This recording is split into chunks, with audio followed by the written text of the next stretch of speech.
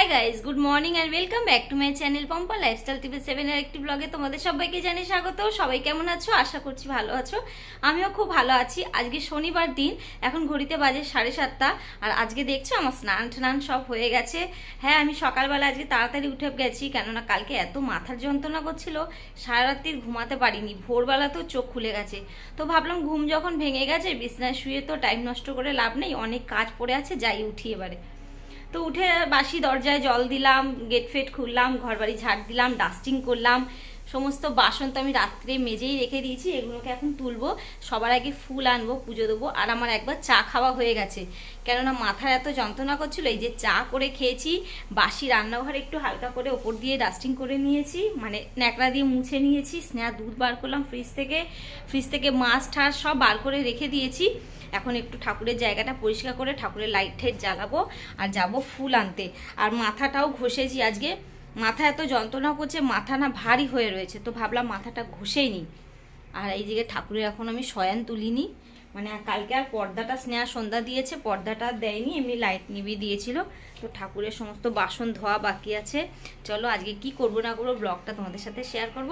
আশা করছি ভালো লাগবে, তোমরা ব্লগটা দেখতে থাকো, আমি আমার কাজগুলো সারতে থাকি। ঠান্ডা রে বাবা, কি ঠান্ডা বন্ধুরা, কি ঠান্ডা লাগছে। আমি সকালবেলা উঠে যে স্নান সেরে সারলাম, তখন আমার ঠান্ডা লাগেনি। আর এখন যে ফুল আনতে গেছি না, আমার একদম কনকন করছে হাত পা, বাইরে এত ঠান্ডা চলছে। আর ফুল নিয়ে চলে এসেছি, ঠাকুর বাসন নামালাম, ভাবলাম বারান্দায় বসে ধোবো। ভাবছি না বাবা, পায়ে দেখো মোজা টোজা পরে বসে আছি, পাটা ভিজে যায় জল ছেটে, তো এখানটাতেই ধুয়ে নেবো, বেসিনে দিয়ে বারান্দায় মানে জানলায় শোকাতে দিয়ে দেবো বাসনগুলো। বেলায় পুজো দেবে স্নেহা, আজকে বাড়িতে আছে, স্নেহা পুজো দেবে, যেহেতু আমি রান্নায় ঢুকবো এখন, তাড়াতাড়ি করে কাজ সেরে আসবো।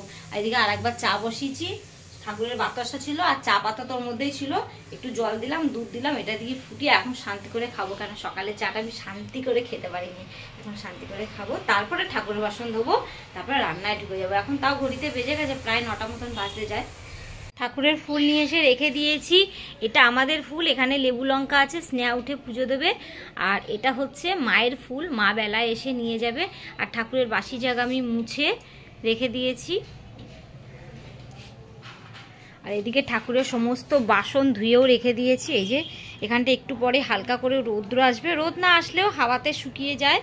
এখানে ঠাকুরের বাসন ধুয়ে দিয়েছি। আর স্নেহার কলেজের বোতল, ঘরের একটা বোতল খালি হয়েছিল, আমি একটা বোতল খালি হলেই না সঙ্গে সঙ্গে ধুয়ে দিই, কেননা একসাথে 4-5টা বোতল ধুতে অসুবিধা হয়, পড়ে যায় হাত থেকে। বা আমার জন্য মনে হয় একটা করে জিনিস খালি হবেই, তখনই আমি স্কচব্রাইট দিয়ে একটু লিকুইড দিয়ে ভালো করে ধুয়ে রগড়ে দিই। এখানে 2টো বোতল একসাথে ধুয়ে দিয়েছি, এখনও 2-3টে বোতল রয়েছে, একটা খালি হবে, একটা ধোবো। আর স্নেহা একটু সেই গাজরের হালুয়া নিয়ে গেছিলো টিফিনে, সেই বক্সটা বার করিনি টিফিন বক্স ব্যাগ থেকে, আমি দেখি এখন খুঁজছি পাচ্ছি না, ব্যাগে খুলে দেখি ঠিক ব্যাগে রয়েছে, তো বার করে এখন ধুয়ে দিলাম। আর এদিকে রান্নারও গোছাচ্ছি আমি, দুধটা স্নেহা যখন উঠবে তখনই গরম করব, কেন ফ্রিজ থেকে বার করে রেখে দিয়েছি, এটা রুম টেম্পারেচার হবে, তারপরে গরম করব।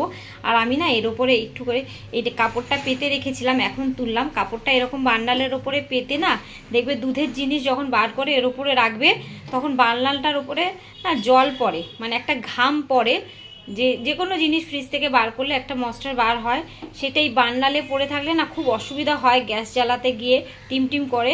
তো আমার সব সময় যখন নিচে না রাখি, ধরি আমি গ্যাসের উপরে রাখছি, তো যে কোনো একটা কাপড়, এটা বলে না, যে কোনো একটা কাপড় এর উপরে রেখে ওর উপরে এরকম হাঁড়িটা দিয়ে রেখে দিই, হাঁড়ি হোক বা বাটি হোক, যেটাই হোক রেখে দিই, তো ওর ঘামটা এর উপরে পড়ে, কাপড়টা পরে তুলে দিই। এই কাপড়টা আমি তুলে দিলাম, মানে জল পড়ে গেছিলো অনেকটাই। আর এদিকে ডাটা আমি কালকে কুচিয়ে রেখে দিয়েছিলাম, ফুলকপির ডাটা, এই ডাটাটা এখন সেদ্ধ বসাবো, একটু নুন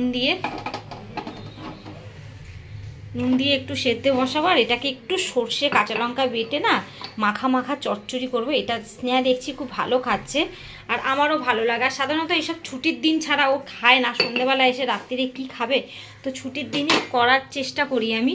আর ফ্রিজে মাছ ছিল, আজকে আর বাজারের দিকে যাব না, 4 পিস মাছ আছে, মাছটা দিয়ে একটু কালিয়া মতন করে দেবো আলু কেটে। মাছ ভাজা আমার হয়ে গেছে, দুবেলা দুজনে 4 পিস মাছ নিয়েছি। আর আমি না কাতলা মাছের লেজাটা খুব খেতে ভালোবাসি, সব সময় আমি আমার নিজের জন্য একটা লেজা নিয়ে আসি, আমার লেজা খুবই ভালো লাগে। আর স্নেহার তো পেটি খায়, একটা দাগা খাবে, আর আমার একটা রাত্রিরে দাগা থাকবে। আর এখানে আলু দিয়ে এই যে করবো একদম গামাখা গামাখা, কেন ঝোল আমরা কেউই খাই না, গামাখা গামাখা তরকারি খাই। আর এখানে একটু জিরে ফোড়ন দিয়েছি সর্ষের তেলের ওপরে। আলুটা ভাজা ভাজা হলে এখানে আজকে না শিল বার করিনি, আমার মাথা এত যন্ত্রণা করছে, আমার আর শিল বার করতে ইচ্ছা করছে না, তো আমি মিক্সারে করে নিয়েছি। এখানে কাঁচা লঙ্কা, অর্ধেক টমেটো আছে, একটু আদার টুকরো আছে, আর একটু ধনে আছে, এটাকে পেস্ট করে একটু হলুদ দিয়ে রেখেছি, আর একটু কাশ্মীরি লঙ্কার গুঁড়ো ওপরে ছেড়লাম, কেন কাঁচা লঙ্কা বাটা তো তরকারিতে একদম কালার আসে না। আর এখানে আমার কাঁচা টমেটো আর কাঁচা লঙ্কা কেটে রেখে দিয়েছি। এখানে সর্ষের পেস্ট, একটু নুন হলুদ গরম জলে ভিজিয়ে রেখে দিয়েছি, পেস্ট মানে সর্ষে পাউডারটা। আর এখানে তো ডাটাটা আমার সেদ্ধ করে রাখাই আছে। মাছের ঝোল নামিয়ে এই কড়াইতে একেবারে করব।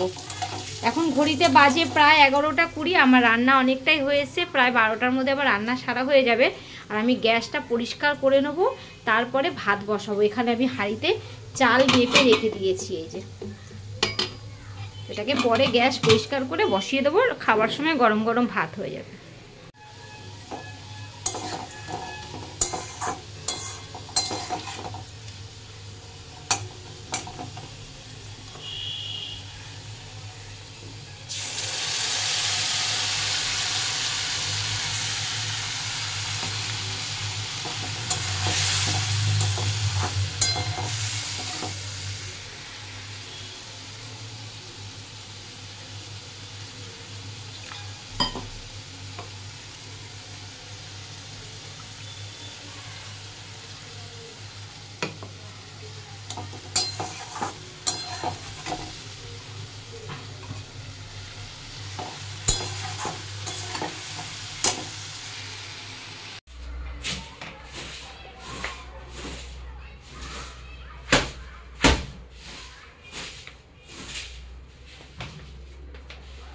কি রান্না করেছো আজকে? আজকে কাতলা মাছ দিয়ে আলু দিয়ে একদম গামাখা গামাখা রসা করেছি। আর তোর কবিতাটা চচ্চড়ি খেতে ভালোবাসিস, সেটা করেছি। বন্ধুরা সব বোতল এই যে পরিষ্কার করে রোদ্দুরে দিয়েছিলাম, সব গরম জল দিয়ে পরিষ্কার করলাম। এটাকে একদম জল শুকিয়ে গেছে, আমার বিসলেরি জলগুলো সব ভরবো এর মধ্যে। রান্না হয়ে গেছে, গ্যাস পরিষ্কার হয়ে গেছে, সমস্ত হাঁড়িতে চাল তো রাখাই আছে, গরম গরম ভাত করবো, হয়ে যাবে। আজকের মতন কাজ হয়ে গেছে। রান্না করে রান্নার পরে কত কাজ থাকে, রান্নার থেকে বেশি কাজ থাকে রান্নার পরে। উঠলো, স্ন্যাকে দুধ দেওয়া হলো, বাসন ধোয়া হয়ে গেছে, তারপর এই যে নামিয়েছে। এখন আমরা এটাকে ধুতে বসতে হবে আমার। কি দিয়ে খেয়েছিস দুধ? বনভিটা আর চকোফিলস। ঠিক আছে, জল গরম বসাবো, চানে চলে যাবে। হ্যাঁ হ্যাঁ, আমার এখন একটু কাজ আছে, আমাকে ডিস্টার্ব করবে না, আমি এখন বসবো। বন্ধুরা শিলে আজকে কি বাড়ছি জানো? আমাদের নিচে ওখানে কালমেঘ গাছ হয়েছে, কালমেঘের পাতা তুলে নিয়েছি। স্নেহা চুল পড়ে পড়ে এখান থেকে পাতলা হয়ে গেছে, আমারও হয়েছে। এখন তো চুল ওঠাটা সবারই সমস্যা, তো ভাবলাম যখন গাছে পাতা দেখতেই পাচ্ছি একটু তুলে নিয়ে এসেছি। আর এই যে বেটে একটু এই যে রস করে ওকে মাথায় দেবো। আজকে ও শ্যাম্পু করবে, ছুটি আছে, এই রসটা করে মাথায় দিলে, আমরা ছোটবেলায় খুব খেতাম, খুব ভালো হয় এই পাতাটা রস দিলে মাথায়। আর আনবো না এই জিনিস। হাত দেখ, পুরো সামনে দিয়ে পুরো কালো পুষ্টা হয়ে গেছে হাতটা আমার। আপনি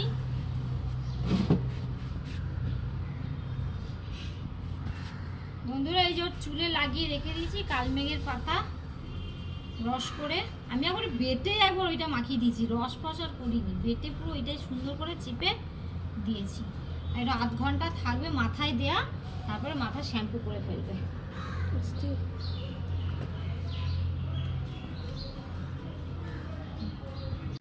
ভাত আমি বসিয়ে দিয়ে স্নেহার মাথায় ওই পাতা রস লাগাতে গেছিলাম। ভাত দেখি মনে হচ্ছে হয়ে গেছে, একদম ভাত পারফেক্টলি ভাবে হয়ে গেছে।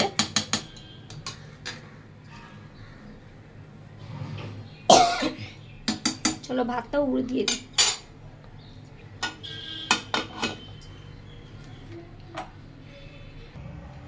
তরকারি তো আমার আগেই হয়ে গেছিল আজকে। এখানে এই যে কফির ডাঁটা দিয়ে সর্ষে বাটা কাঁচা লঙ্কা বাটা দিয়ে চচ্চড়ি করেছি। এখানে একটু না কাঁচা টমেটো দিয়েছি, টকটক হবে, বেশ ভালো লাগবে খেতে। আর এই যে মাছের তরকারি।